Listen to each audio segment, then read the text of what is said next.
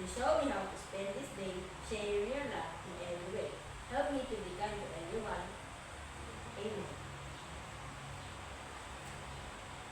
Thank you, Edward. Good morning, children. Good morning, Ma'am Dinah. How are you today? We're good. Okay, that's nice to hear. Before we start our lesson, I have prepared here an Energizer song for all of you. All you have to do is to stand up and sing with me. The title of the song is Roll Your Hands. Are you familiar with this song? No. Okay, I will show a video that you will follow that is from YouTube. But first, I will demonstrate or do it, and afterwards we will do it together. Okay, class? Yes, Ma'am. Okay, let's start.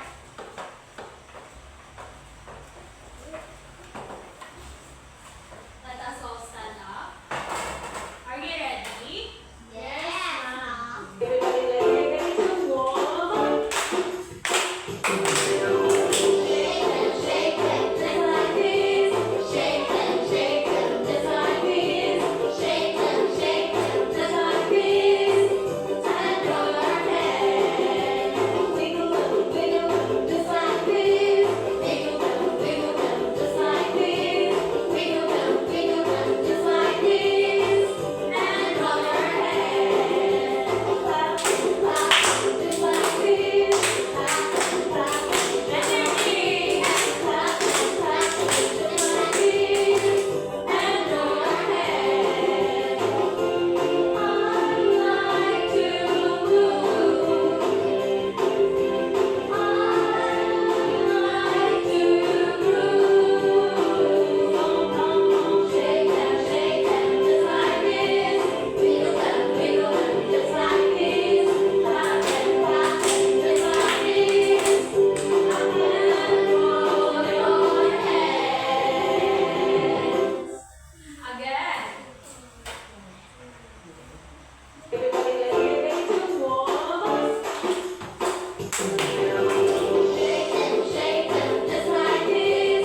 Shake them, just like this. Shake them, just like this. And roll your head. Energy! Wiggle them, just like this. Wiggle them, just like this. Wiggle them, just like this. And roll your head. Clap, clap, just like this. Clap, clap, just like this. Clap, clap, just like this. And roll your head. I like to move. I like to groove. Shake them, just like this. Wiggle them, just like this. Clap, clap, just like this. And roll your head. Okay, thank you, class. Did you enjoy our Energizer? Yes, Ma'am. Nice, Mom. Okay, that's nice to hear that. You may now take your seats and don't forget to check if there's a mess or scrambled paper under and on the sides of your tables. Before we start our lesson, I will check first your attendance. Please count off based on the numbers I gave to all of you. 1, 2, 3, 4. Last number. Okay, it's nice to see that none of you are absent for today's class. And now I prepared some pictures that you are going to identify. You need to answer it quickly and correctly. Are you ready, class? Yes, Mom. Okay, for the first picture, what can you see in this first picture? Waterway. Okay, correct. It's a Waterway. How about this one? What can you see in this picture? Electric fan. Okay, it's an electric fan. How about this one? Bicycle.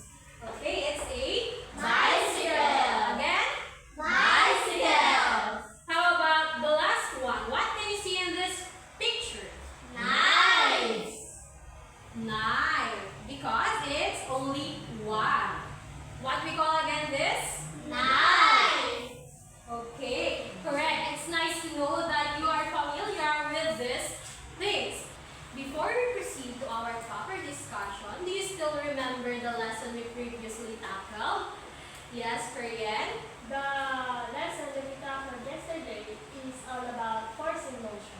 Okay, that's right. Force and motion are the topics we discussed yesterday. To know if you truly understand those topics, I have prepared here some things that you are going to observe. Are you ready, class? Yes, ma'am. Okay. I have a ball here. What happens if I push this ball? The ball will move. Correct. The ball will move. And what do you call the push that make the ball move and changes direction? It's force. Correct. It is a force. The force or push causes the ball to move and it stops when there's no more force applied. How about when I push a toy car across the table? What happens when force is applied to the toy car? Yes, Korean? The toy car will move freely across the table. Correct. The toy car will move because a force is applied to it. What happens if I don't push the toy car? Yes, Edward? It stays still, ma'am. That's right. What do you call again if the object changes its position? Yes, Ferian? Motion, ma'am. Okay, that is motion. And how about when I push heavy books without moving them? Are the books moving? No, ma'am. That's right. What if I push the books across the table? Are the books still in the position? No, ma'am. Okay, it's no. And that's what we call the work. It's if an object doesn't move even though force is applied, no work is being done. Class, imagine that you have to lift a very heavy object, like a big box, or you have to slice or cut your food into a smaller pieces. What would you do to make this task easier? Yes, Korean?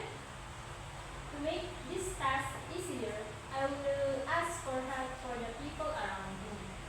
Okay, that's a nice answer. How about the others? Yes, Ferdy boy.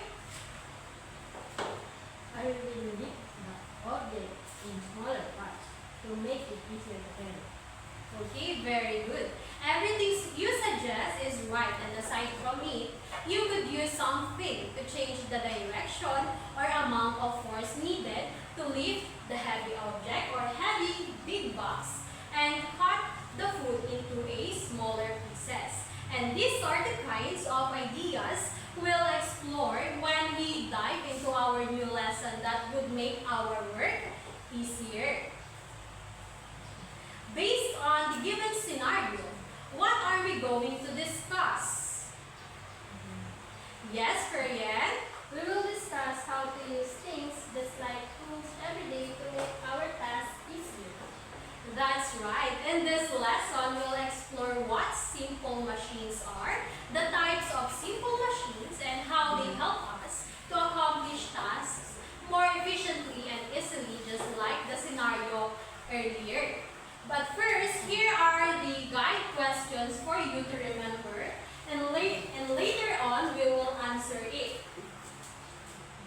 Okay? Class, let's all read the guided questions. What is a simple machine and how does it help?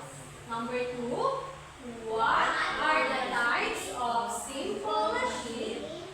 Number 3, what are some real-life examples of simple machine? And for the last number, why do we use simple machines in our lives?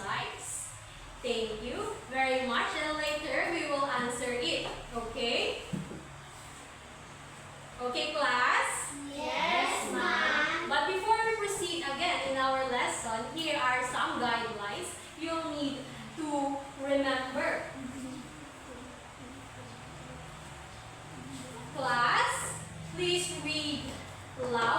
clear. Sit properly. Don't talk to your seatmate if not necessary. Raise your hand if you want to answer. Again, can you repeat the recalling standard for our discussion for today? Ferian, Sit properly. Don't talk to your seatmate if not necessary. And the last one is raise your hand if you want to answer. okay, thank you. I hope that all of you listen attentively and apply these guidelines during our class. So, let's start. Any tools that help us to do work faster and using less effort are called machine. What do you call again the tools that helps us to do work faster and using less effort? Simple machine and a compound machines. Again, these tools that helps us to do work faster and using less effort are called machine. Again, what do you call? Machine. Okay, there are two types of machine, the simple machine and the compound machine. But for now, we will discuss the simple machine that are the basis of all the mechanical devices we use today. Is that clear, class? Yes, ma'am. Okay.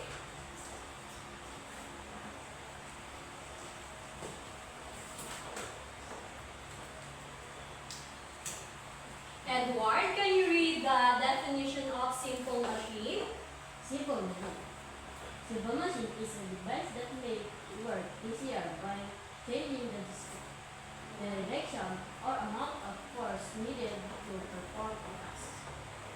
Okay, simple machine is a device that makes work easier by changing the direction or amount of force needed to perform a task. It typically has few or no moving parts and works by transferring energy to help lift, move, or change the direction of objects.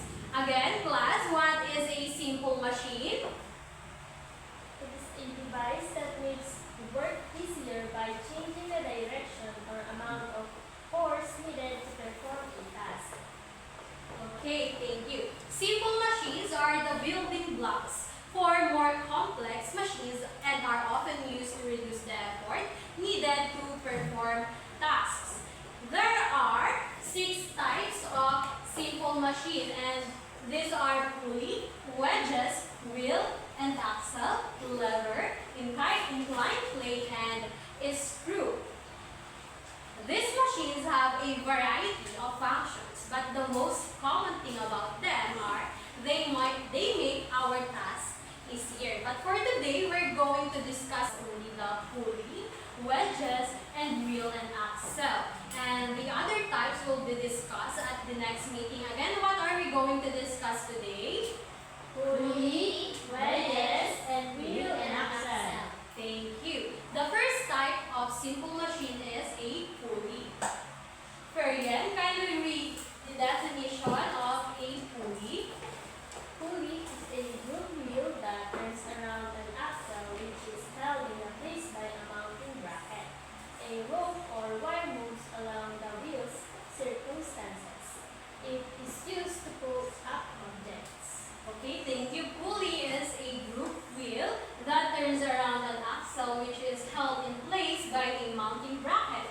A rope or wire moves along the wheel circumstances. It is used to pull up objects. Pulley has 3 points of interest. And these are the fulcrum or fixed point, the point of effort or work or where work is done, the load which is being lifted.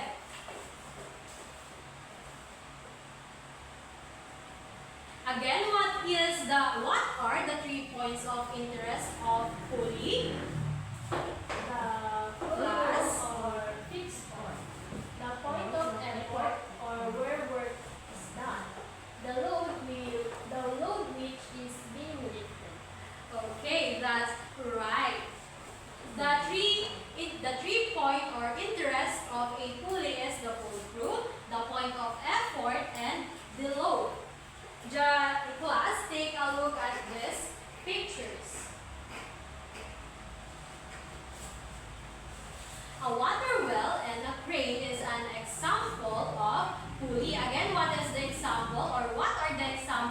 a pulley?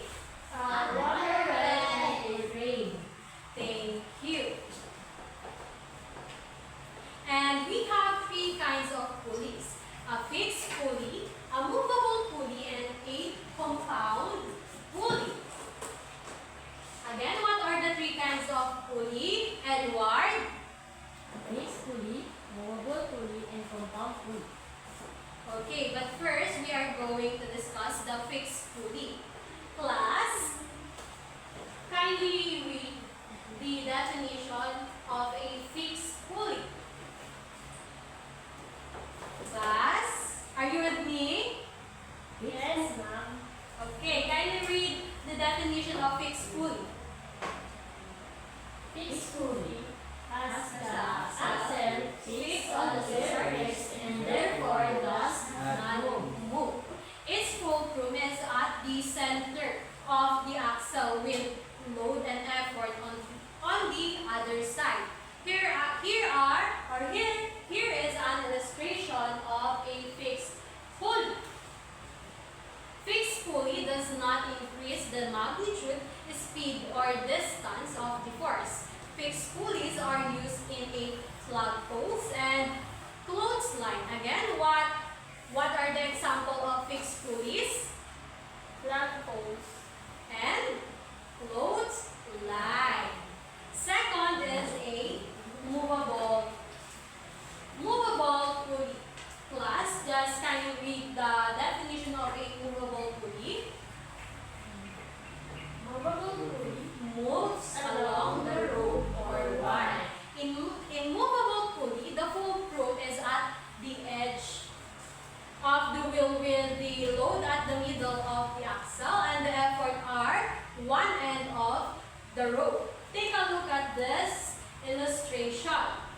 The movable pulley increases the magnitude of the force but decreases its distance. Some examples of these are zip lines, weight machine, and elevator cables. Again, what are the examples of a movable pulley? Ferian? zip lines, weight machines, and elevator cables. Okay, very good. That's right. And for the last kind of pulley, we have a compound pulley. Again, what are the last kind of pulley? Compound Compound pulley pulley.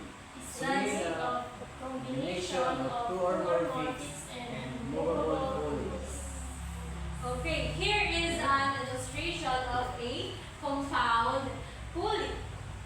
In a compound pulley, the fixed pulleys change the direction of the force, while the movable pulley once lessens the effort needed to lift the force. Compound pulleys are used in a ships and billboards. Again, where do we use a compound pulleys?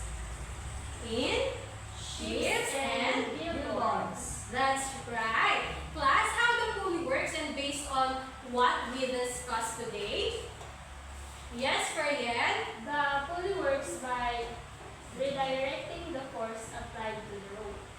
Very good. In compound pulley, multiple pulleys are used together to reduce the force needed to lift a load by distributing it across multiple ropes. Okay, the second type of simple machine is the wedges.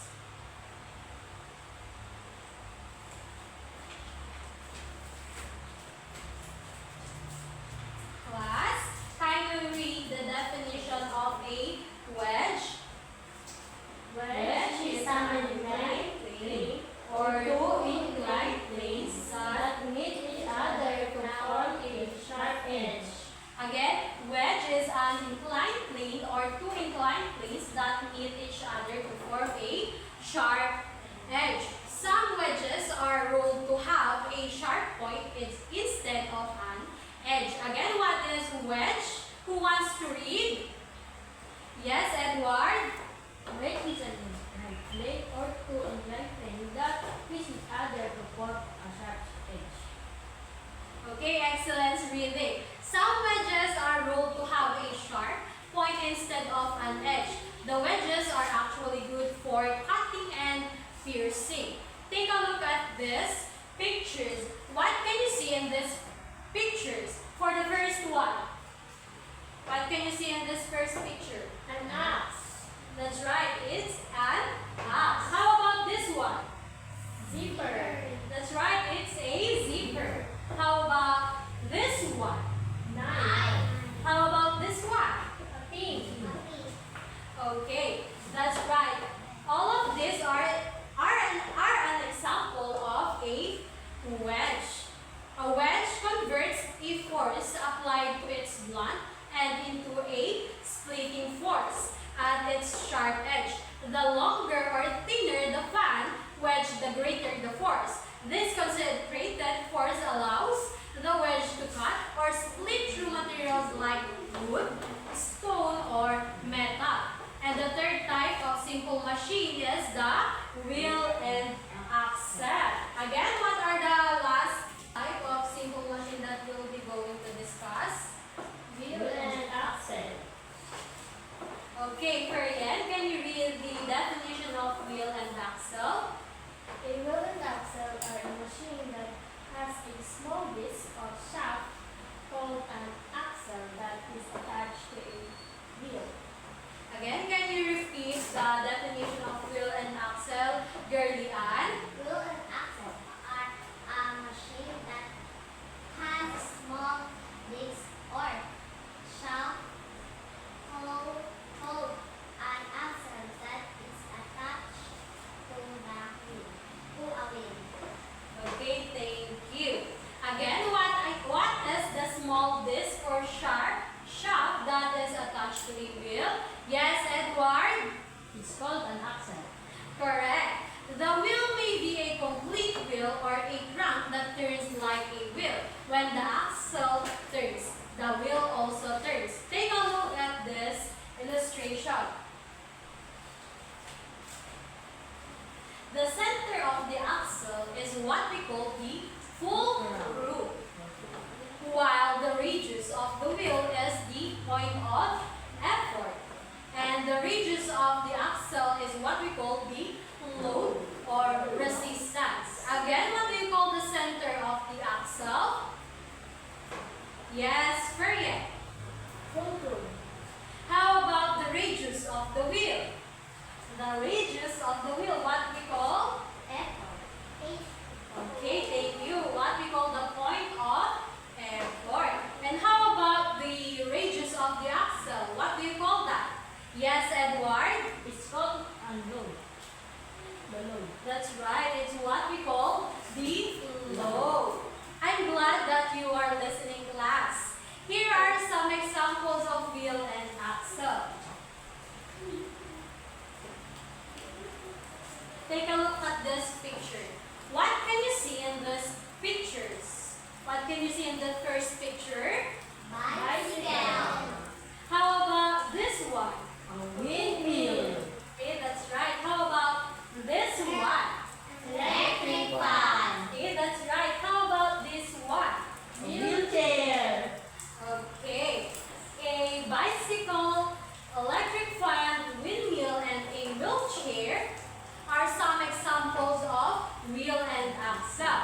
The wheel and axle works by reducing friction between surfaces, making it easier to move objects or reduce the amount of force needed to rotate or push them. The pulley, wedge, and wheel and axle are some of the simple machines that we will use to make a task easier. To know if we truly understand the lesson that we'll tackle today, I will ask some questions. We will answer the questions that is provided earlier.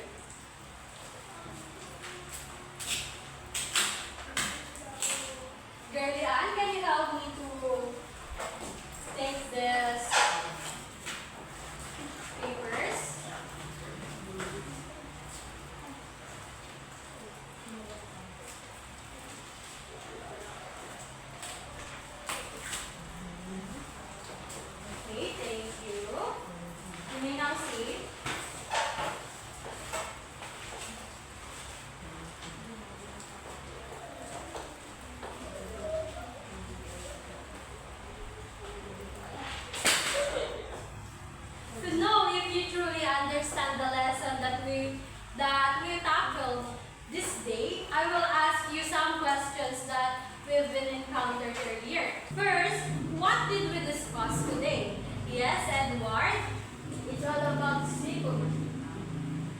Okay, what is a simple machine and how does it help make work easier? Yes, Korean? A simple machine is a basic tool that helps make work easier by changing the amount of direction of force applied. That's right. Simple machine is a device that make work easier by changing the direction or amount of force needed to perform a task. Can you name the types of a simple machine that we discussed today? Yes, Edward? Wedge, pulley, and wheel and axle are the types of simple machine discussed today. That's right. The pulley, wedge, and a wheel and axle are the types of simple machine that we discussed today. And what are some real-life examples of simple machine? Can you give me one, Ferian? A knife, How about Gerlian? Can you give me an examples of any of the three types of simple machine that we discussed today? Okay, that's right. Water well. How about the pulley? What are some examples? Yes, Edward. A platform, How about the wheel and axle? Yes, Edward. a wheelbarrow, Okay, that's right. A wheelbarrow. Why do we use simple machine in our daily lives and how do they impact our work or our tasks? Okay, yes, Korean. You are raising your hand. we use simple machines as a tool or thing that can help us to do our tasks easier. For example, when we need to buy something in the store instead of walking, I will use bicycle to make it faster and less hassle for me. Okay, thank you. Nice explanation, Korean. To know if you truly understand the lesson we tackled today, I prepared here a group activity for all of you. Class, can you read the direction or instruction? Your tasks will be divided into small groups, 3 to 4 members. Each group will answer a set of short, real-life scenarios. Work together to decide which simple machine, pulley, wedge, or wheel and axle is being used in the situation. Right? Write your answer on the Answer sheet I provided. each correct answer earns 1 point, bonus 0.5 points for real listening. The group with the highest score wins a reward.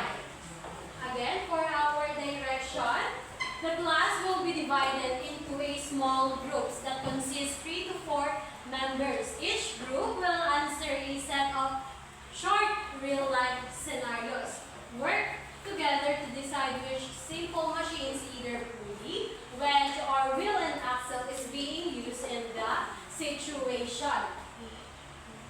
And you will write your answer on the answer sheet that I will provide it. Each correct answers earn 1 point, bonus 0.5 points for clear reasoning. The group with the highest score wins a reward. Is that clear, class? Yes, ma'am. Okay, let's begin. But first, I will give a sheet of paper. This will be the group 1, the group 2, and the group 3.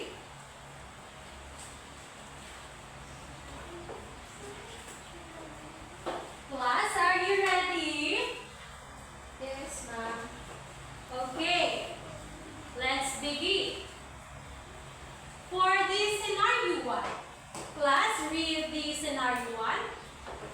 Samira wants to leave a heavy box Onto a shelf.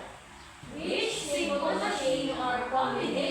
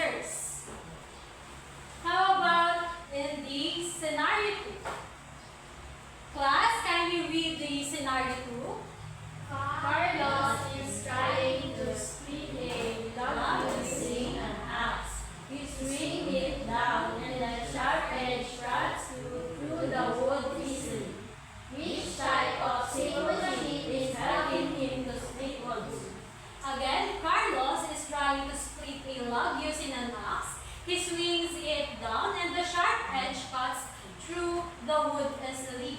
Which type of simple machine is helping him split the wood? Just write your answers. Are you done? Yes, Mom. Okay, what is your answer for scenario number 2? Wedge. Okay, let's find out if it is a wedge. Are you ready? Class, are you ready? Yes, Mom. Okay, the answer for scenario number 2 is a wedge. All groups again got the correct answers. All groups have a 2 points already. How about in scenario number 3? Class, can you read the scenario number 3? Anna pushes a loaded cart at the grocery store. It moves smoothly because it has round parts underneath that help it roll. Which simple machine makes the cart easier? Again, Anna pushes a loaded cart at the grocery store. It moves smoothly because it has round parts underneath that help it roll. Which simple machine makes the cart easier to push? Okay, you may now answer. 1, 2, 3. You may now raise your answers. What do you think the answer for scenario number 3? Wheel and axle. A wheel and axle. Okay, let's find out if the wheel and axle is the answer for scenario number 3. Okay, wheel and axle is the answer for scenario number 3. How about in scenario number 4? Class, can you read the scenario number 4? Liam is raising the school flag by pulling down on a rope. Attached to the top of the pole. What type of pulley is Liam using? Again, in scenario number 4, class, in scenario number 4, Liam is raising the school flag by pulling down on a rope attached to the top of the pole. What type of pulley is Liam using? Okay, you may now answer. 1, 2, 3. Okay, raise your answers. What do you think the answer for scenario number 4? Fixed pulley. Do you think it is a fixed pulley? Yes, ma'am. Okay, let's find out. The answer for scenario number 4 is a fixed pulley. All groups again got the correct answers. All groups have a 4 points already. How about the last scenario? Class, can you read the last scenario? Julia tries to move a stack of balls by pushing them, but they don't budge. She places them in the box with wheels and easily moves them across the room. Which machine Julia uses effort? Again, in scenario number 5, Julia tries to move a stack of books by pushing them, but they don't budge. She places them in a box with wheels and easily moves them across the room. Which simple machine did Julia use to reduce the effort? Okay, you may now start answering. 1, 2, 3. Are you done, class? Yes, Mom. Okay, you may now raise your answers. What do you think the answer for scenario number 5? Wheel and axle. Do you think wheel and axle are the answer? Okay, let's find out. The answer for scenario number 5 is a wheel and axle. All groups are correct. Okay, give yourself 5 claps.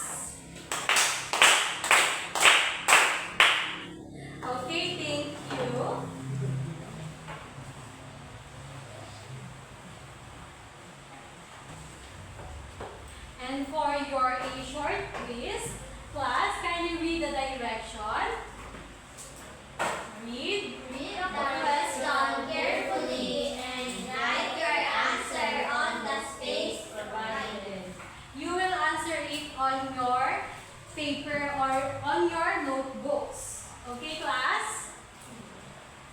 Okay, for the first one, what is the main purpose of simple machine? Letter A, to increase the amount of work. Letter B, to make work more difficult. Letter C, to make work easier by changing force or direction. Or letter D, to use more energy. Are you done, class? Yes, ma'am. Okay, for question number 2, which of the following is an example of a pulley? Letter A, knife. Letter B, water well. Letter C, a doorknob. Or letter D, a screwdriver. Okay, you may now start answering. Are you done? Yes, ma'am. Okay, for question number 3. What are the 3 types of pulleys? Letter A, fixed, floating, and rotating. Letter B, fixed, movable, and compound. Letter C, lever, wedge, and pulley. Or letter D, single, double, and triple. Okay, you may now start answering.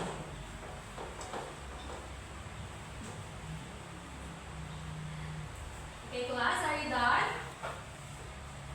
Yes, ma'am. How about the others? Yes, ma'am. Okay, for question number 4.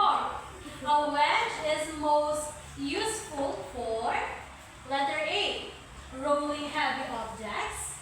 Letter B, changing the direction of motion.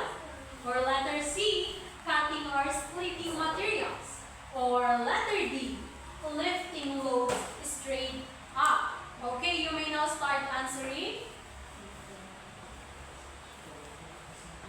Class, are you done? Yes, ma'am. Okay. For the question number 5, which of the following is best describes a wheel and axle? Letter A wheel attached to a ramp. Letter B, a small disc attached to a wheel to reduce friction. Or letter C, a sharp-edged tool. Or letter D, a tool for pushing or pulling objects. Okay, you may now start answering. Class, are you done? Yes, ma'am.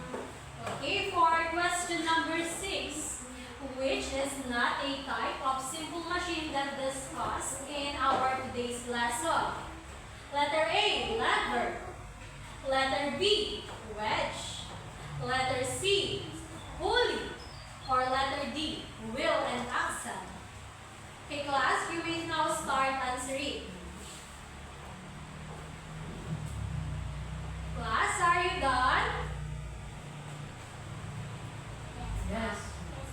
How about the others? Korean, are you done? Yes, ma'am. Okay. Let us proceed now for question number 7.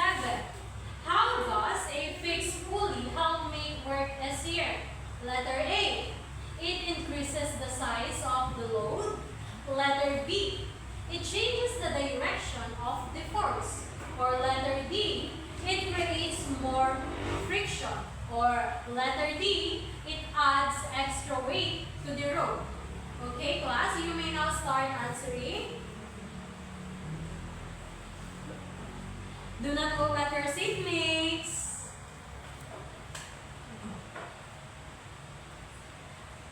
Class, are you done? Yes, ma'am. Okay. Win-win, are you done?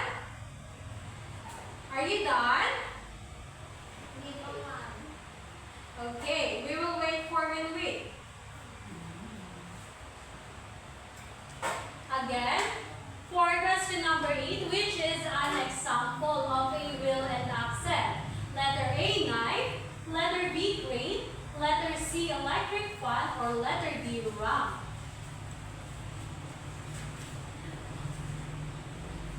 Okay, class, are you done? Yes, ma'am.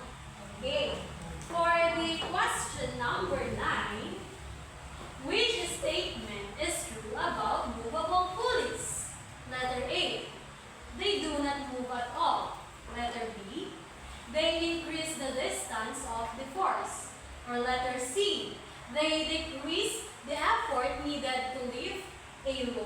Or letter D, they work without a rope. Okay, you may now start answering.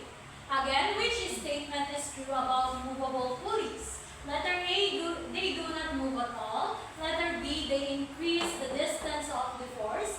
Letter C, they decrease the effort needed to lift a load. Or letter D, they work without a rope. Class, are you done?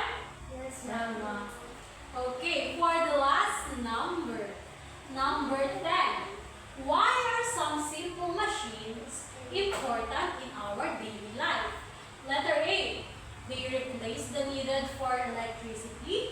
Letter B, they allow us to finish tasks faster and with less effort. And for letter C, they are used only in factories. Or letter D, they make things heavier and harder to move. Class, you may now start answering. Do not look at your seatmate.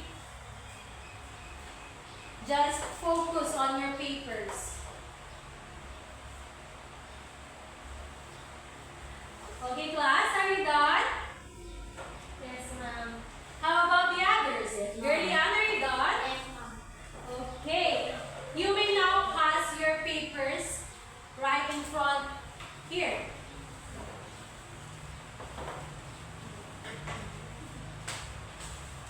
Later, I will check it, and tomorrow I will give it again to all of you.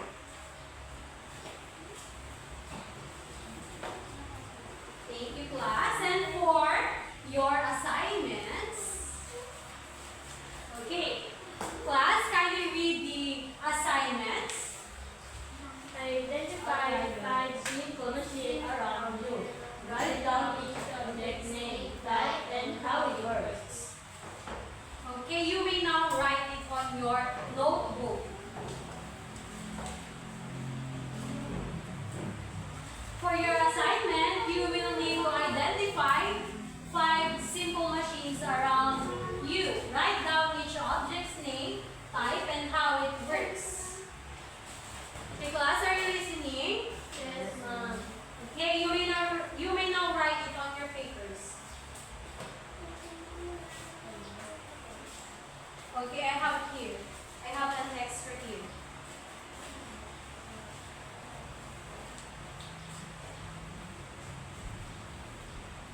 You only need to write it and answer it in your houses, in your home.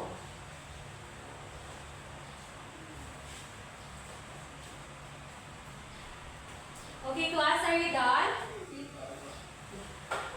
Yes, ma'am. How about the others? Yes, ma'am.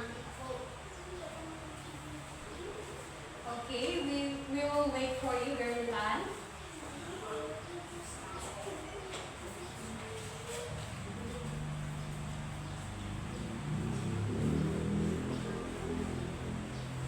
Girlie Ann, are you done?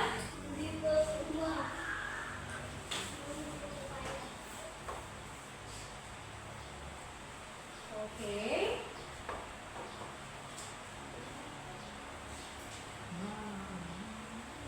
Girlie Ann, are you done?